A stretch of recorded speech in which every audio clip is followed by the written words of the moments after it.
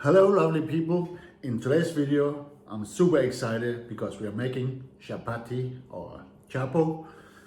They originate from the Indian subcontinent and the Middle East.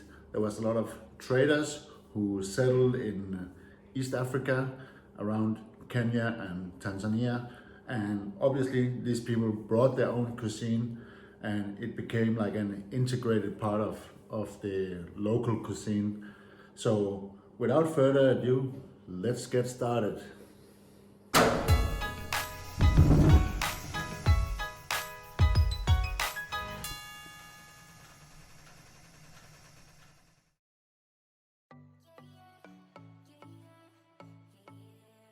So to make these beautiful chapati, start with 500 gram of all-purpose flour,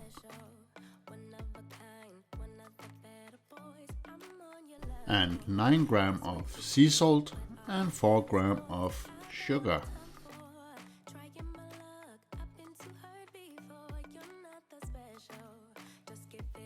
Give that a good mix to make sure that all the ingredients are combined, and add 27 gram of vegetable oil.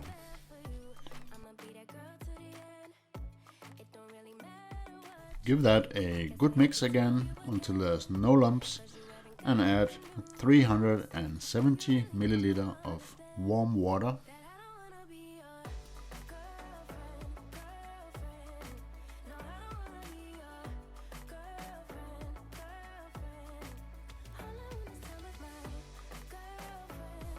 Then with your hands or a wooden spoon, start to mix everything to combine all the ingredients, and when everything comes together in one big shaggy mass, tip it out on your work surface, and then we're gonna do some kneading.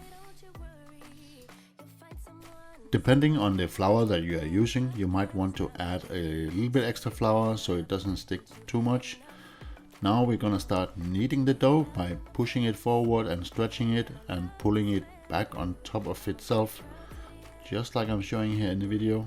And you want to do this for at least between 5 and 10 minutes until the dough becomes elastic and smooth.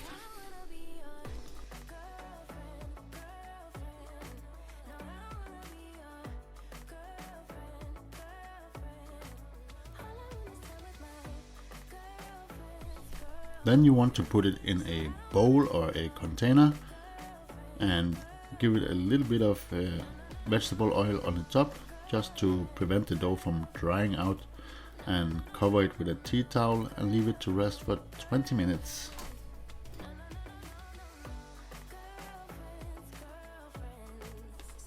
After 20 minutes, take your dough out on your work surface and divide it into 8 equal pieces.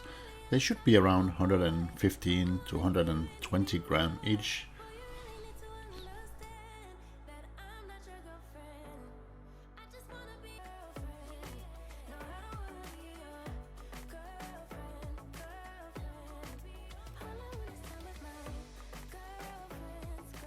Now we need to round up the dough balls, and you do that by folding it in on itself and then make a claw with your hand and kind of swirl it around like this, so you get a nice tight dough ball.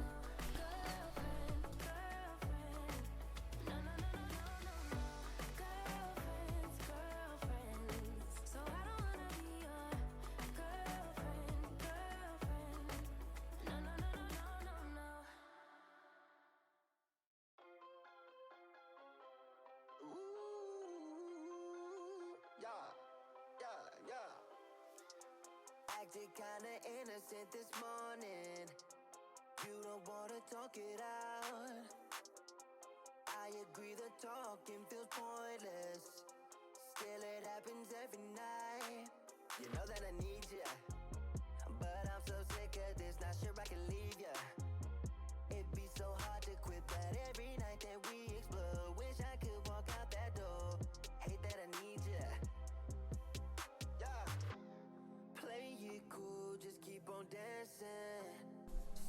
Brush the dough balls with a little bit of vegetable oil, just so they don't dry out when we are rolling it down. Leave it to rest for another 10 to 15 minutes.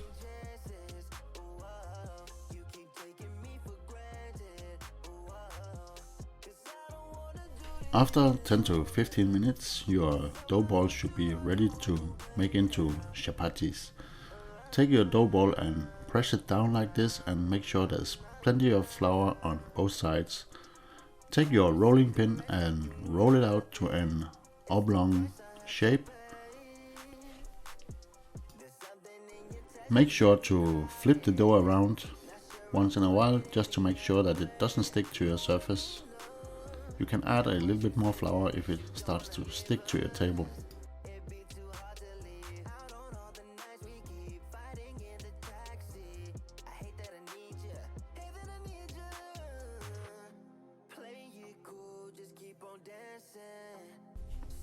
Now take a little bit of vegetable oil or ghee.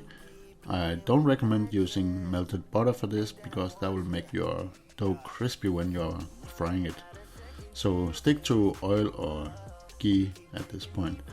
And then roll up your dough just like I'm showing here. That will create all the layers in your chapati. So when you have this sausage of dough, you're gonna start to stretch it a little bit. Be careful not to tear a hole in the dough, and then we're gonna coil it up just like a snail.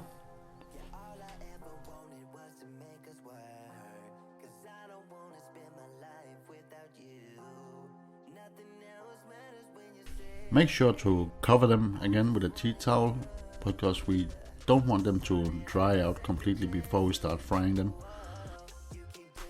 Continue and do this with all your doughs, and then we are ready to fry our chapatis.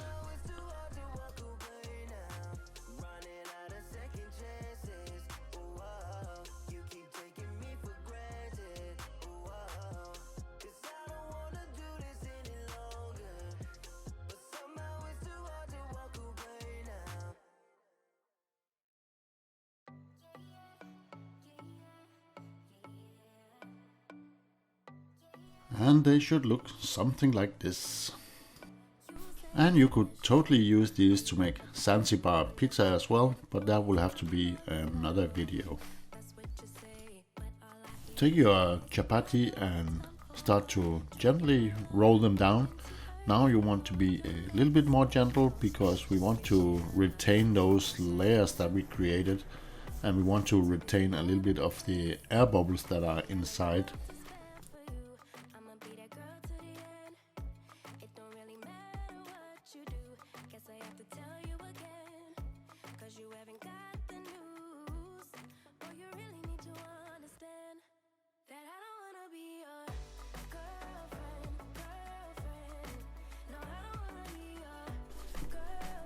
Go ahead and do that with all your chapatis, and then we are ready to fry them.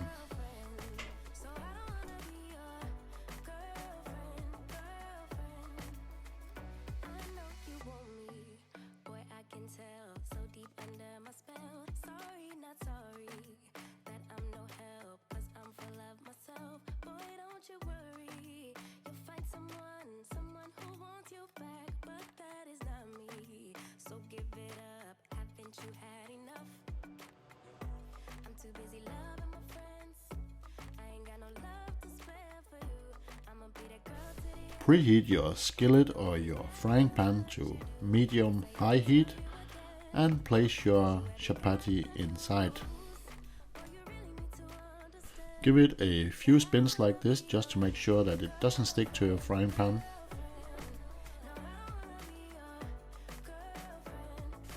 And as soon as you can see that your dough starts to puff up like this and starts to have some air bubbles inside, we are gonna turn it over and brush it with some vegetable oil or ghee, and that will make sure that the chapati is really soft when it's finished.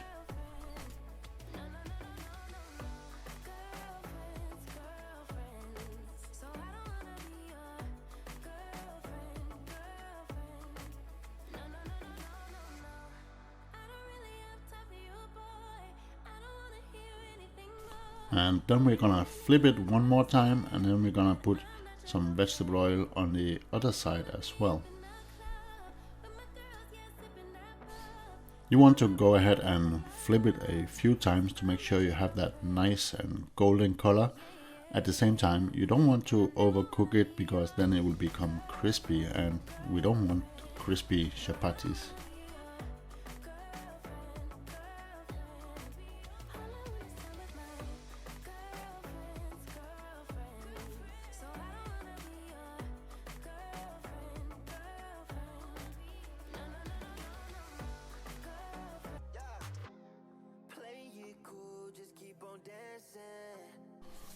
And you will continue to fry all your chapatis until you are done.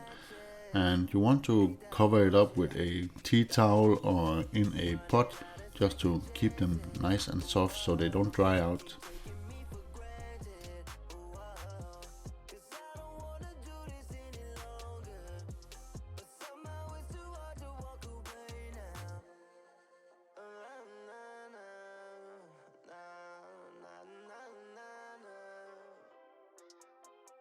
Cigarette like you know nothing. It's the price I have to pay. This was my first time of making these chapati, and I was really surprised how good they are. They taste really amazing and it has a nice texture.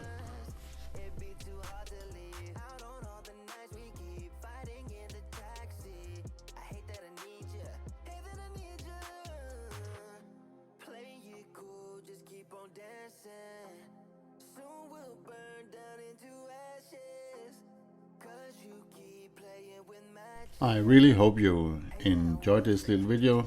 It was definitely out of my comfort zone. It's not something that I have tried before. If there's any other kind of videos that you would like to see, leave a comment and maybe I will try and make it. So here is the final result. A very flaky, soft, delicious chapati.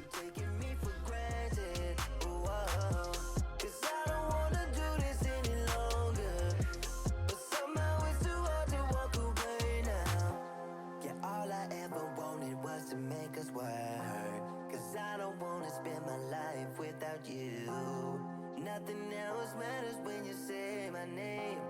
I just want you. Running out of second chance.